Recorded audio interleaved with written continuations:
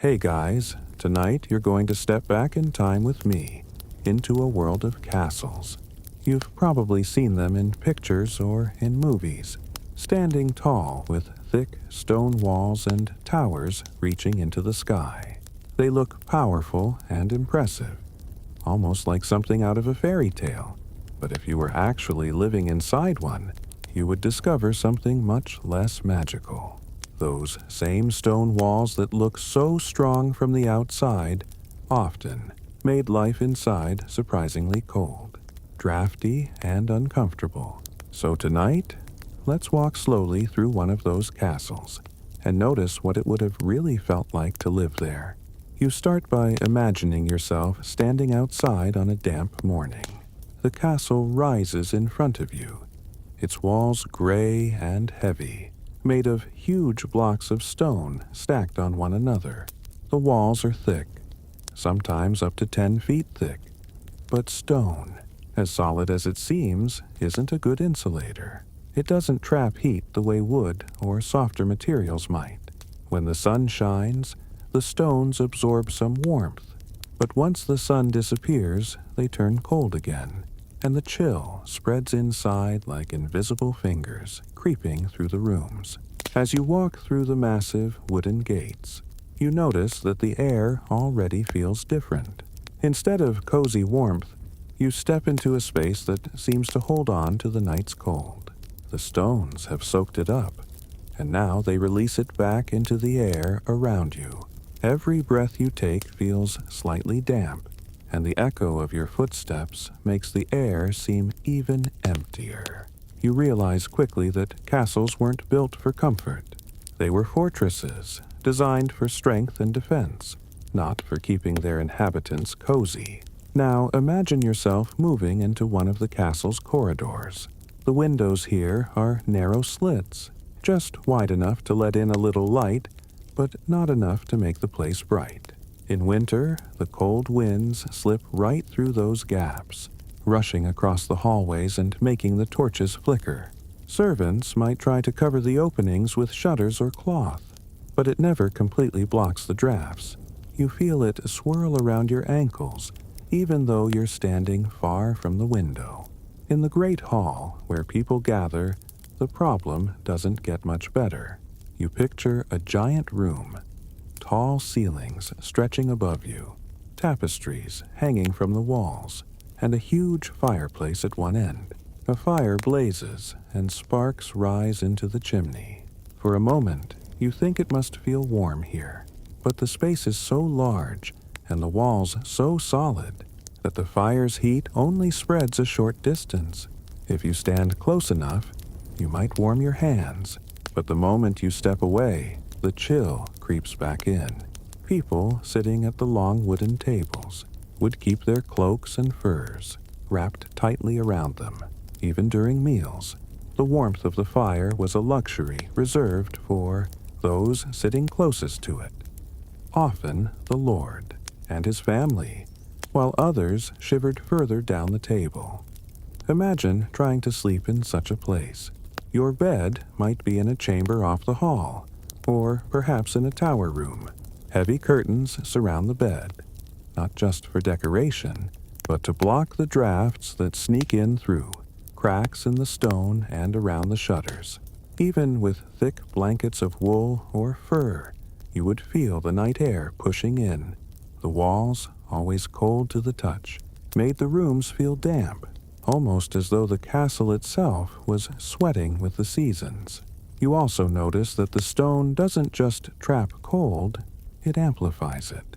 In winter, when frost covers the ground outside, the walls become like a giant refrigerator, storing the chill and releasing it into every room. You might see your breath inside your chamber, even with a fire burning nearby. Servants would often rise early to start the fires, but by the time you woke, the room still felt icy, and the flames did little more than push back the cold for a short time. During the summer, the situation changes, but not entirely for the better. The walls do help keep some of the heat out, so the inside feels cooler than the blazing sun outside. But because castles were often damp, The coolness isn't refreshing, it's clammy. Imagine walking barefoot on stone floors that never seem to dry. Moisture lingers in the corners, creeping into the air, and you always feel a hint of that damp chill against your skin.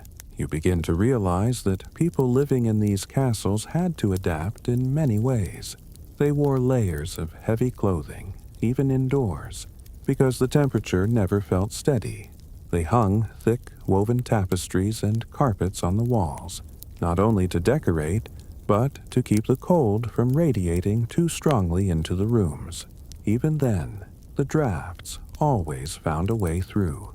The castle, in many ways, seemed alive, breathing in the wind, carrying it through its halls, and reminding everyone that no matter how powerful the fortress looked, comfort was always a distant dream. Now, picture yourself standing near one of the towers as evening falls. The stone beneath your hands grows colder as the sunlight fades. You hear the whistling of the wind pushing through the arrow slits, like a low, mournful song. Down below, in the courtyard, the last of the servants hurry to finish their chores before darkness sets in. They pull their cloaks tighter, just as you do, because the chill has already begun to deepen. The castle may look grand, but you can feel how harsh it is to live inside. As you settle into this image, you sense that the people of the past didn't think of castles as cozy homes. They thought of them as necessary shelters, places of defense in dangerous times. Comfort was sacrificed for safety, and the thick stone walls were a constant reminder of that choice. When you close your eyes, you can imagine yourself drifting to sleep beneath heavy blankets, hearing the wind rattle the shutters and feeling the chill seep through anyway. The stone walls hold you in, keeping out enemies, but they cannot keep out the cold. And so, as the first chapter of our journey closes, you're left with a clear picture. Castles looked impressive, but their mighty walls were not built for warmth. They were built to endure, to last for centuries, and to stand unshaken by storms or sieges. For the people inside, though, the cost of that strength was a lifetime of living with drafts, dampness, and a chill that never truly went away. You walk deeper into the castle, and soon find yourself entering the great hall, the very heart of the fortress. The moment you step inside, the space around you swallows your senses. The hall rises high above, its ceiling supported by wooden beams or vaulted stone arches, stretching so far overhead that your eyes take a moment to adjust. Torches flicker on the walls, their flames casting long, restless shadows. Yet what captures your attention most is not what you see, but what you hear, or rather, how you hear it. Every sound inside the great hall seems to grow larger than life. A single footstep echoes, as though a dozen people are walking with you. The crackle of the fire bursts out sharply. It snaps, bouncing against the stone walls and returning to your ears a second later. Even the faint rustle of clothing becomes magnified, carrying across the room. It feels impossible to whisper here, because even the quietest murmur seems to fly upward and bounce back, louder than you intended. Imagine this place during a feast. Long wooden tables stretch down the length of the hall, crowded with people. The lord of the castle and his family sit near the raised dais at one end, closest to the warmth of the great fire. Servants hurry back and forth, their boots clattering on the stone floors, carrying trays piled high with bread, roasted meat, and pitchers of ale. As soon as the first voices begin to talk, the sound fills every corner. Laughter, clinking cups, the scrape of knives on wooden plates. It all blends into one constant roar, as though the castle itself has a heartbeat made of noise. But the noise doesn't stop when the feast ends. During the day, even in quieter times, the great hall is rarely silent. Servants sweep the floors. the bristles of their brooms scratching across the stone. Dogs wander, their claws tapping as they chase scraps. A child's laugh suddenly rises, and before long, the whole room seems to echo with it, repeating again and again until it finally fades. You realize there was no such thing as true privacy in such a space. Every cough, every sigh, every movement became part of the hall's constant chorus. The echoes themselves had a strange effect on people. They could make the hall feel alive, like a place where something was always happening. But they also created a sense of unease. A loud clatter of a dropped jug could make everyone turn their head at once, startled by the crash that seemed louder than thunder. A sharp command from the Lord carried across the hall instantly, leaving no chance to ignore it. Sound here was a tool of authority as much as it was an annoyance. At night, the great hall took on a different atmosphere. The torches dimmed, their smoke curling into the rafters, and the hall grew quieter, but never truly silent. The wind outside hummed faintly through the arrow slits, and the dying fire popped now and then with sudden bursts. If someone stirred in their sleep, because, yes, many slept in the great hall on simple pallets of straw, the sound seemed to hover in the air longer than it should. A cough might wake several others, its echo rolling back and forth like an invisible ball bouncing off the walls. Even in rest, the castle reminded you that silence was something rare. As you let your imagination linger, you notice the strange way echoes affect your sense of space. The hall feels bigger than it is, as though its boundaries stretch and blur every time a sound repeats. You can almost picture the voices climbing up into the rafters and circling back down, as if the very air itself is restless. And when you close your eyes, you realize that trying to drift to sleep here would mean surrendering to a sea of noises, each one folding into the next, until it becomes a constant background hum that never quite fades. There is a rhythm to it all. The clink, the chatter, the laughter, the barking dogs, the scraping chairs, and yet that rhythm never fully settles. Living in the great hall was to live inside a chamber of echoes, where sound had as much presence as the people themselves. If the cold stone walls reminded you of the castle's strength, the echoes reminded you of its size, its emptiness, and its refusal to let anything go unheard. And so, when you imagine yourself here, you realize that peace and quiet were luxuries no one could truly have. Instead, you learned to live with the noise, letting it carry you like a restless tide. The great hall was more than a place to gather. It was a place where the castle itself seemed to speak, in the endless repetition of every sound that passed through its vast and echoing heart. As you wander further into the castle, you become more aware of another struggle that shaped daily life, the constant battle with smoke and darkness. You might expect that a fortress with such tall halls and wide chimneys would be easy to heat and light. But the truth is quite the opposite. Fires, the main source of warmth and illumination, were as much a source of trouble as they were of comfort. Imagine yourself standing before one of the great fireplaces. The flames leap high, but instead of drifting smoothly upward into the chimney, the smoke curls back into the room. It stings your eyes and scratches your throat, forcing you to squint and cough.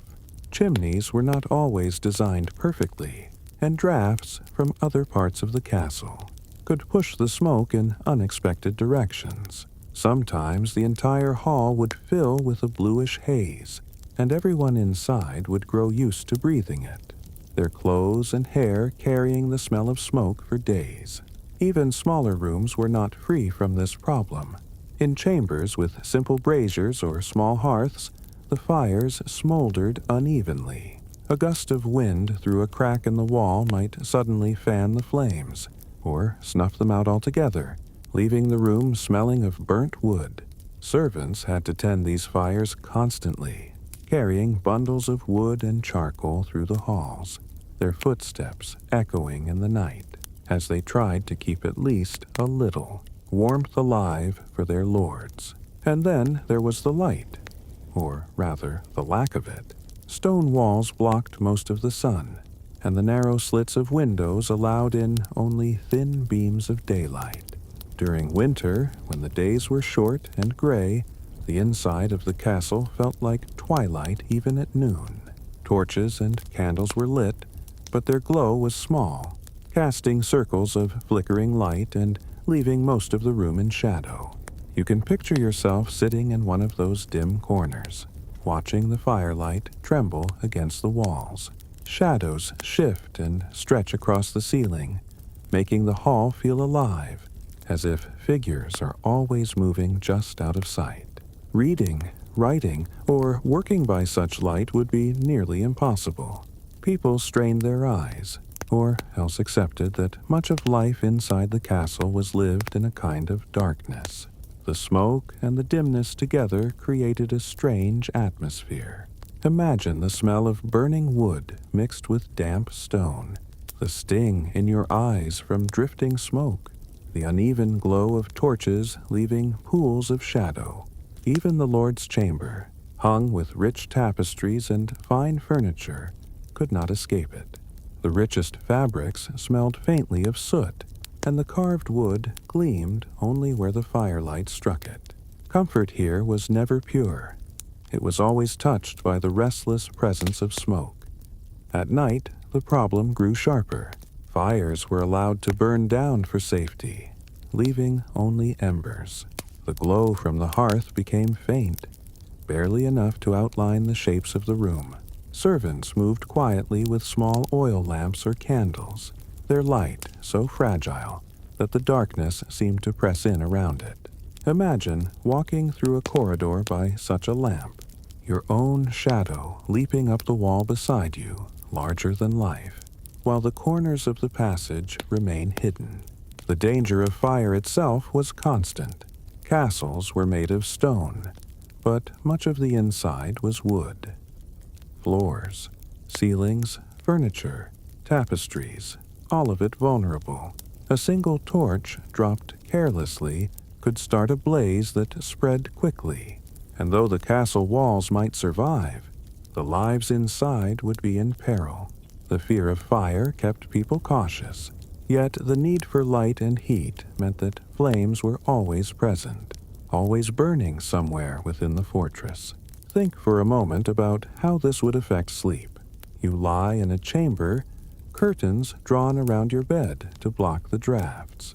A small fire burns in the hearth, but smoke slips into the room, settling in your lungs as you breathe. The light of the fire flickers on the wall, and as the wood cracks, the sound makes you startle slightly before you settle again. Darkness surrounds you, broken only by that uneven glow, and the air feels heavy with the scent of smoke and damp stone. It is not the quiet, peaceful rest you might expect in such a grand building. Instead, it is a sleep that drifts in and out, broken by the shifting fire, the cough of someone nearby, or the dim sense that the air you breathe is filled with soot.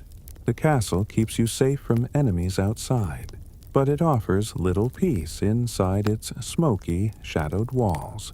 And so, as you picture yourself here, you realize that medieval life was shaped not just by the strength of stone and the presence of drafts, but also by this constant struggle for clear air and steady light. The fires gave warmth, but also discomfort. The torches gave glow, but also shadows. Inside the castle, light and smoke were inseparable companions, shaping every meal, every gathering, and every night of restless sleep.